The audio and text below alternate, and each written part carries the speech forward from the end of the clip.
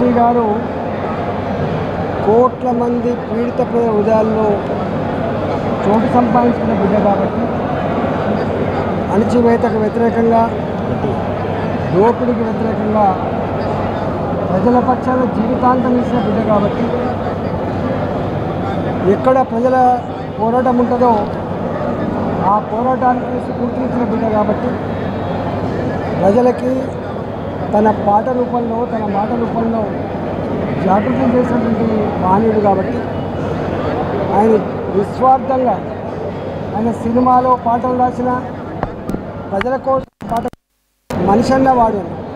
అంటే కాలం మారుతున్న కొద్దీ మనిషిలో జరుగుతున్న మార్పుల్ని ఇదేనా మానవత్వం అని చెప్పి, ఇదేనా మానవ జాతి అని చెప్పి మానవ జాతిని మేల్కొల్పినటువంటి వ్యక్తి, మానవ సంబంధాన్ని గుర్తు చేసినటువంటి వ్యక్తి ఇలా అందశ్రీ గారు. ఒక పాట తెలుగొల్ల ఎల్లమ్మ అనేటువంటి పాట, తెలుగొల్ల ఎల్లమ్మ అనేటువంటి పాట మొత్తం ఆ జాతిని ఇప్పటికీ ప్రతి ఇంట్లో ఆ పాట ఉంటుంది. అంటే ఏ పాట రాసినా, ఏ పదం రాసినా కూడా దాంట్లో ఒక అర్థం, దాంట్లో ఒక చైతన్యం, దానికి ఒక స్ఫూర్తి కలిగినటువంటి స్ఫూర్తి ఇచ్చిన మానవుడు కాబట్టి నేను ముఖ్యమంత్రి గారిని కోరుతా ఉన్నా.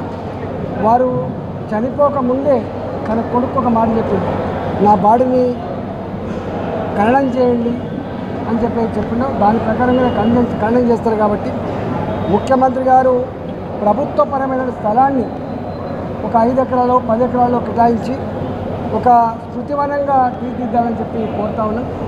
ఇలాంటి వాళ్ళు రేపటి జాతికి, రేపటి మన తరాలకు ఆదర్శవంతం కాబట్టి వారి స్మృతివనం ఖచ్చితంగా వారి రేపటి పాటలు, మాటలు, వారి స్ఫూర్తి మనకు గొప్ప ఆదర్శంగా ఉండే ఆస్కారం ఉంటుంది. కాబట్టి ముఖ్యమంత్రి గారు ఈ విషయంలో ఆలోచన చేసి తప్పకుండా ఈ పని చేస్తారని చెప్పి ఆశిస్తాం.